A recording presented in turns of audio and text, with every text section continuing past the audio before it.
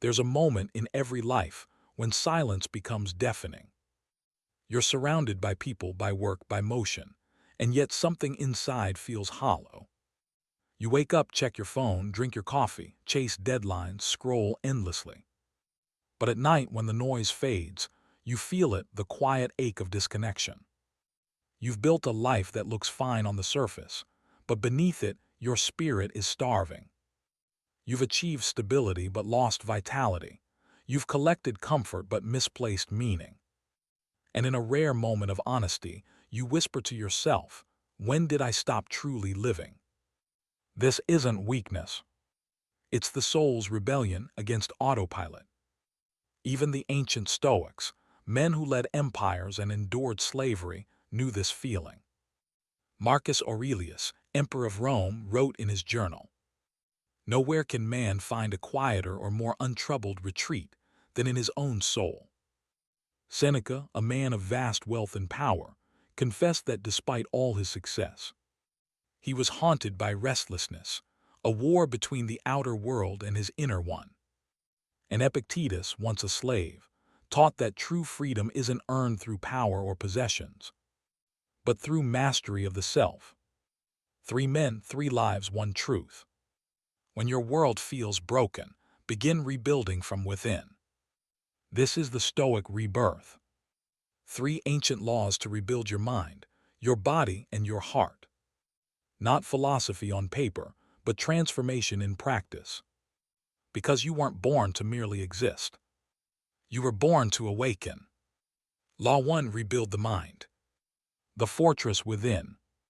Your mind is the architect of every victory and every collapse. Before you rebuild your world, you must reclaim the ground within your own thoughts. Marcus Aurelius said, "You have power over your mind, not outside events. Realize this and you will find strength." Yet today, most minds aren't free, they're colonized by noise. We've become addicts of distraction, slaves to stimulation. We scroll more than we think, react more than we reflect, consume more than we create. And in the process, we've lost the ability to listen to ourselves. To rebuild the mind, you must return to silence, to the stillness that modern life fears. 1 mental detox: the clearing. Every garden begins with clearing the weeds. Your mind is no different. Each day you're flooded with mental junk, fear-based news, comparison traps, gossip, outrage. None of it strengthens you. So ask yourself, what am I feeding my mind? The Stoics trained their attention like warriors trained their reflexes. They guarded their focus as their most sacred possession. You must do the same. For 7 mornings before you touch your phone, give your first 30 minutes to truth. Read a single Stoic passage. Journal a single line that grounds you. Ask 1 question that sharpens you. What deserves my mind today? This is not self-help, it's self-command.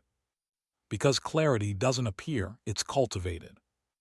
And a disciplined mind is the foundation of a free life. 2 Identity shift: I am becoming. Most people chase outcomes, money, status, approval. But the Stoics knew, we do not rise to our goals, we fall to our habits of thought. You don't become strong by saying, "I want to be strong." You become strong by living as one who honors strength. So stop asking, "What do I want to achieve?" Ask instead, "Who am I becoming through this?" Every action you take is a vote for the person you are becoming. Every reaction is an echo of your identity. Write this down. I am not chasing transformation, I am embodying it. Because transformation doesn't begin in the future. It begins in the present. With every small, conscious choice. The Stoic path isn't about perfection. It's about direction, the deliberate daily movement toward virtue. 3 The War of Beliefs: Breaking the Invisible Prison. The most dangerous battles are not fought in the world. They're fought in your mind. I'm not good enough. It's too late. I can't change. These are not truths, they're cages. cages you built out of fear and then forgot were never locked. Epictetus called this assent, the act of agreeing with false thoughts. The moment you stop agreeing, you begin to break free. Take out a piece of paper. Write down 3 beliefs that weaken you. Then rewrite each as a declaration of strength. I don't have time. Right arrow, I choose what matters most. I'm not smart enough. Right arrow, I'm learning with discipline. It's too late. Right arrow, this moment is my beginning. Each rewritten sentence is a brick in the foundation of your new identity. Each word, a small act of rebellion against your old self. This is not affirmation, it's reprogramming. Your mind believes the stories you repeat. So repeat what builds you. For the mind training ritual, command and observe. The Stoics trained the mind like a soldier trains for battle. Every morning, they prepared for chaos. And every night, they reflected on their response. You can do the same. Each morning, write down 3 thoughts that strengthen you, and 3 that weaken you. Throughout the day, when a weakening thought arises, catch it. Don't fight it, just observe it. Then replace it with something true. At night, ask, did my mind serve me today or sabotage me? This isn't positive thinking. It's accurate thinking, the discipline of aligning perception with reality. And over time, this ritual forges the rarest strength of all, calm in chaos. When others panic, you'll think clearly. When others react, you'll respond. Because mastery of the mind isn't about control, it's about awareness. So say this not as a quote, but as a vow. My mind is my kingdom. I am its ruler. And from this moment, no one else commands it but me. Law 2, rebuild the body. The temple of discipline. Low drums, faint wind sound. Your body is the ground your mind stands on. When it weakens, your thoughts stumble. When it strengthens, your purpose sharpens. The Stoics knew, you cannot command your mind while neglecting the vessel that carries it. Marcus Aurelius wrote, at dawn, when you have trouble getting out of bed, tell yourself, I am rising to do the work of a human being. Every sunrise was a test of discipline. Every movement a message to the soul, I am still alive. To rebuild your body is not vanity, it's reverence. It's an act of gratitude toward the instrument through which you live, act, and serve. 1. Nutrition as discipline, fuel with intention. You become what you consume, not only in thought but in flesh. Every bite is a vote for who you're becoming. Before every meal, pause and ask, will this choice strengthen my purpose or feed my weakness? The Stoics practiced awareness at the table. They ate to live, not live to eat. They knew that the goal was not perfection, it was presence. You don't need to count every calorie. You need to count your commitments. Eat slow, taste fully, stop before excess. Each mindful meal trains the same muscle as meditation, self-command. Seneca warned, drunkenness is nothing but voluntary madness. Today, indulgence is simply disguised as convenience. Rebuild the body by restoring sacredness to the simple act of nourishment. When you choose food that honors your energy, you remind yourself that you are worth caring for. 2. Rest and recovery, the energy of wisdom. Sleep is not laziness, it's leadership. Because no leader can rule well with a fogged mind and a tired soul. Every night you trade for another episode or another scroll. You steal from tomorrow's strength. You dull the blade of your potential. Seneca said, it is not that we have a short time to live, but that we waste much of it. Protect your rest the way a warrior protects his sword. 7 to 8 hours, not as luxury but as ritual. Dim the lights, put the phone away, breathe deeply. Tell your body, you have done enough for today. When you wake with clarity, your mind becomes a weapon again. Fatigue makes cowards of us all, rest restores courage. To rebuild your body, you must honor the rhythm of life, strain and stillness, action and recovery. Master both. 3. Movement is emotion. Move to master the self. Emotion lives in the body. When you stay still too long, emotion stagnates and turns into anxiety. You don't need fancy gyms or perfect schedules. You need movement that reminds you that you're in command. When anger rises, walk. When sadness lingers, stretch. When confusion clouds you, lift something heavy. Epictetus, though crippled, taught, "No great thing is created suddenly." So move daily, even briefly. Each repetition is a conversation between will and weakness. Each drop of sweat whispers, "I still choose strength." It's not the push-ups or the miles that matter most. It's the discipline they represent. Because every motion you choose consciously rewires the brain toward confidence. So treat your body not as a burden to fix, but a partner to fortify. Movement is not punishment, it's permission to feel alive again. 4. Voluntary discomfort, the sacred challenge. The Stoics practiced premeditatio malorum, imagining hardship before it arrived. They didn't wait for life to test them, they tested themselves daily. Seneca slept on the floor to remind his mind that comfort is optional. Marcus faced cold mornings, war, and illness, and still rose with gratitude. You can do the same in small ways. Take a cold shower, skip a meal, walk instead of drive, finish the last rep. Every time you choose discomfort, you teach your brain a powerful truth. I can endure. Discomfort purifies desire. It strips away dependence on comfort and leaves behind only courage. When you push through the chill of the shower or the burn of the workout, you are rehearsing for the battles of real life: rejection, loss, fear, uncertainty. You are building the muscle of resilience long before life demands it. Write this as a vow. My body is my temple. I am its loyal guardian. I will train it not for vanity, but for vitality. Because when the body becomes strong, the mind follows its rhythm, and the heart begins to trust again. 5. The body-mind connection, the living circuit.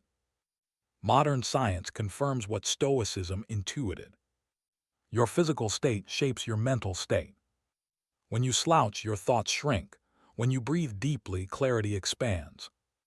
That's why the Stoics walked while thinking, wrote while standing, acted while reflecting. They didn't separate philosophy from physiology, they fused them. Every disciplined motion, every mindful breath, is philosophy in motion. So treat your body as a living manuscript of your values. Let strength reflect integrity. Let posture mirror confidence. Let your breath anchor peace. When your body stands tall, your thoughts follow suit. When your body moves with grace, your emotions soften. When your body rests in discipline, your spirit awakens. That is the Stoic way of embodiment. To live the wisdom you seek to learn. Rebuilding the body isn't about achieving perfection. It's about aligning your actions with your ideals. Because a disciplined body builds a disciplined life. When you treat every meal, every breath, every movement as practice, your ordinary days become sacred training grounds. And the more you honor the vessel, the more capable you become of carrying your mission through the storms of life. Law 3. Rebuild the heart. The art of emotional strength. You can master your thoughts. You can discipline your body.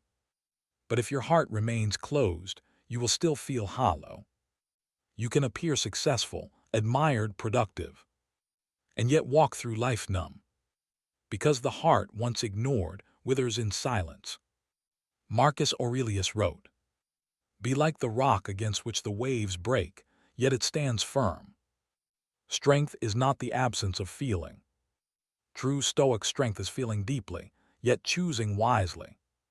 To rebuild the heart is to return to your humanity.